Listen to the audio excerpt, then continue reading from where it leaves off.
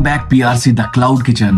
Video बहुत engaging होने वाली है, मजा आएगा क्योंकि युद्ध चालू हो चुका है मैदान में। असली खेल तो अब शुरू हुआ है क्योंकि स्क्रीन में जो आप इडली देख रहे हो सारा खेल इसी का है। दुकान पे जाओगे तो ये 40 की मिलेगी, लेकिन किसी बड़े फूड ऐप से अगर मंगवाओगे तो ये फूड डिलीवरी ऐप वाले पहले आपसे बोलेंगे 40 की तो इडली है, लेकिन मिनिमम कार्ट वैल्यू 150 रुपया होनी चाहिए।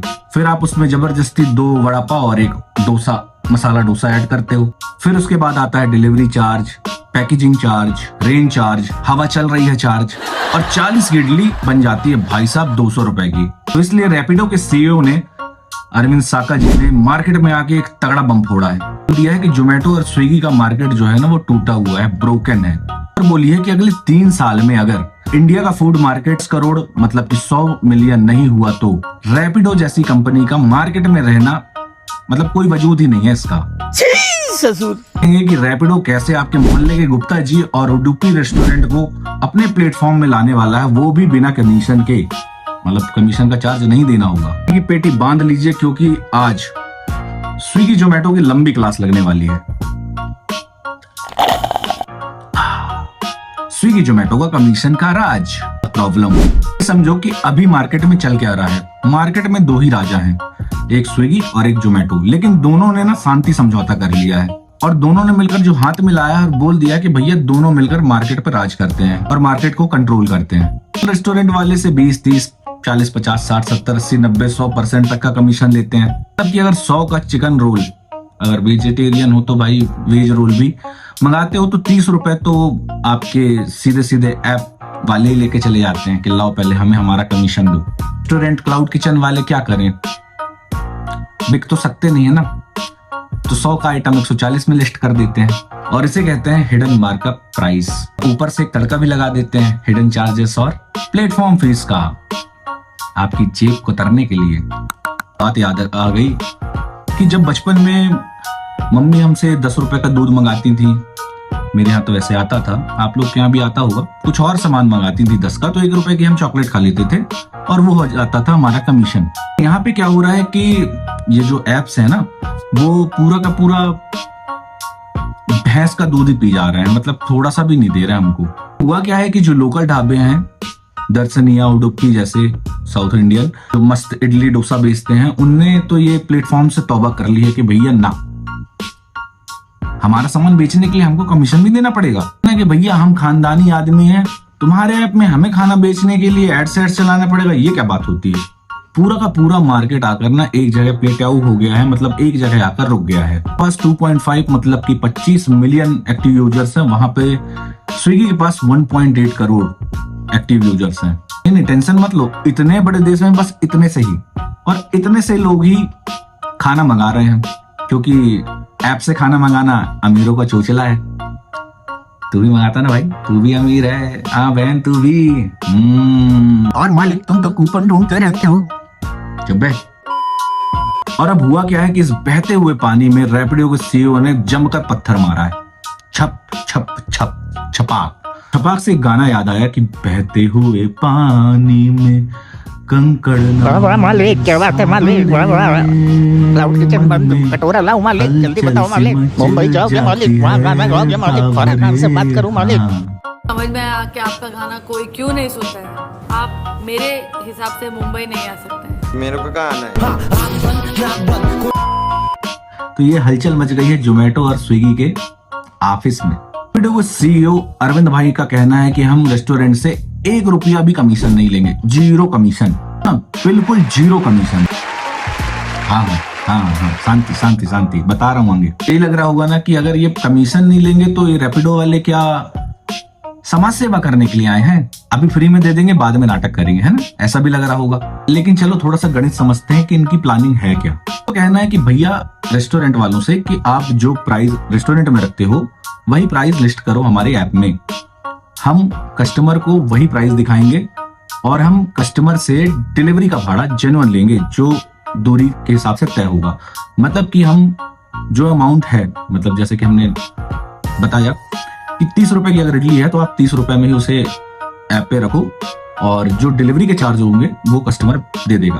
तो कोई रेस्टोरेंट अगर 20 रुपए की इडली लिस्ट करता है तो 30-35 रुपए चार्ज मिला के लगभग 55 रुपए की पड़ जाएगी आपको कस्टमर को। और वही अगर स्विगी जोमेटो पे आता है तो स्विगी जोमेटो का चार्ज और लहसुन मिला के वो लगभग 120 रुपए की हो जाती है। तो आप खुद बताओ कि ग्राहक 120 रुपए का लेना पसंद करेगा या फिर 55 रुपए का, आप खुद डिसाइड करो और कमेंट में बताना मुझे। सीधा आधा पैसा बच रहा बॉस। कैप्टन का असली गेम क्या है? Logistic network. अब आते हैं सबसे डीप लेवल वाले सवाल पर। आता है कि स्विगी जोमेटो वालों के पास भी तो इतने सारे राइडर हैं, लेकिन रैपिडो ही ऐसा क्यों? क्या कर लेगा वो? छुपा हुआ है रैपिडो का असली खेल, जो इतने टाइम से वो बना के रखा हुआ था। जैसे बोलते हैं secret sauce, assets utilisation, logistic का सही इस्तेमाल। तो जोमेटो राइडर क्या होता है ना कि ब्रेकफास्ट टाइम में तो कम ही ऑर्डर्स आते हैं। जनरली 1 से 2 बजे तक लंच टाइम में ही इन लोग डिलीवरी करते हैं और रात में 7 बजे से 11 बजे तक लेट नाइट भी करने लगे हैं। लेकिन उस बीच क्या होता है, जो दोपहर का टाइम होता है 3 बजे से 5 बजे या 6 बजे तक का, उसमें या तो ये पेड़ की छांव के नीचे बैठ के रील स्क्रॉल करते रहते हैं या फिर मस्त टास्क चलने दो भैया, है ना। खेलते होंगे नहीं खेलते होंगे, मैं मजाकी अंदाज में बोला हूँ, किसी को हर्ट करने के लिए नहीं, समझ लीजिएगा आप। खेलना भी चाहिए, ताश कोई बुरी चीज नहीं है। बस एक कहीं मैंने पढ़ा था, सुना था कि यार जुआ खेलना गलत बात नहीं है, बस कोशिश करो कि जीतो, है ना। और ये भी सुना था कि यार उससे लोगों का घर बिक जाता है, तो किसी के बनता भी तो है ना। सोच रखनी चाहिए इंसान को। पता क्या है कि पूरे दिन स्विगी जोमेटो का जो ये नेटवर्क है डिलीवरी राइडर्स का, वो पूरा उपयोग में नहीं आता है। इससे उनकी जो इसकी लागत है ना वो बढ़ जाती है। रैपिडो का खेल बिल्कुल अलग है। उनके पास 30 लाख राइडर हैं और वो दिन भर कुछ ना कुछ कर रहे होते हैं। ऑफिस जाने वाले आदमी को उनने बाइक पर छोड़ा तो बैग टैक्सी वाले राइडर बन जाते हैं। दोपहर 1 बजे किसी का ओनली ऐप से या पार्सल के माध्यम से किसी का लंच छोड़ दिया तो फूड डिलीवरी राइडर भी हो गए। शाम 4 बजे किसी का चाबी हो गया, कचड़ा भी आजकल लोग पहुंचवाने लग गए हैं, या कुछ पार्सल भिजवाना हुआ तो वो भी भिजवा देते हैं। तो इससे उनका हाइपर पार्सल डिलीवरी हो गया। अच्छा भी हाइपर पार्सल में आता है क्या? नहीं यार, इतनी इंग्लिश मेरे को नहीं आती। तो 9 बजे के बाद किसी का डिनर डिलीवर कर दिया तो नाइट राइडर भी बन गए। फिर गलत बोल दिया क्या? देख लो यार तुम क्या बने, मतलब बन जाते हैं वो लोग, कुछ ना कुछ तो है, उन लोग बन जाते हैं। तो सुपरमैन उन लोग, मतलब ये समझ लो कुछ ना कुछ कर ही रहे होते हैं। वो खाली नहीं बैठते, वो मोदी जी से ज्यादा काम कर रहे हैं। अब ठीक और तारीफ करूं तो इनका राइडर मल्टीटास्किंग है, सुपरमैन का भी बाप है। अब देखो इससे होता क्या है कि डिलीवरी मान लो सनासन जाए जा रही है, रुकी नहीं रही है, तो कॉस्ट इनकी लागत जो आती है ना वो बहुत कम हो जाती है। मतलब सीईओ साहब का कहना है कि भैया हम ना शेफ हैं ना हम रेस्टोरेंट चलाते हैं, हम सिर्फ डिलीवरी कराते हैं और हम इस मार्केट के बादशाह हैं अकेले। इंडस्ट्री में एक ही गुंडा होता है, वहां का मुंडे हम। यहाँ तक कि उबर के जो सीईओ हैं दारा खुसरो शाही ने भी बोला है, कितना लजीज टाइप का नाम है खुसरो शाही, ऐसा लगता है ना कि जो कुछ तो है मस्त बढ़िया सा पकवान। तो दारा खुसरो शाही कहते हैं कि इंडिया में अगर कोई टक्कर दे रहा है उबर को तो वो रैपिडो है। ओला भी नहीं है टक्कर में भैया, तो बाकी स्विगी जोमेटो को हरा पाएगा। Reality check. होता क्या है ना कि कहानी जितनी सीधी दिखती है उतनी होती नहीं है। अगर जोमेटो और स्विगी को हराना इतना ही आसान होता ना तो ONDC आया था, open network for digital commerce, Zomato Swiggy के धंधे की लंका लगा दिया होता। लेकिन ऐसा नहीं हुआ। क्यों? क्योंकि इसके पीछे 2 बड़ी चुनौतियां हैं। चलो उसको भी समझते हैं। पहली तो हम सबकी, आप सबकी हैबिट, कस्टमर की हैबिट जो है ना कि रात 12 बजते साथ ही क्रेविंग जो होने लग जाती है और बस फोन में ही अचानक उंगलियां जोमेटो में जाके रुक जाती हैं, दबा देती हैं, वहां पे जाके अच्छा सा ऑफर ढूंढती हैं और बढ़िया सा कुछ ना कुछ पकवान जो भी आपकी भूख लालसा को मिटा सके मंगा लेते हो आप लोग, है ना।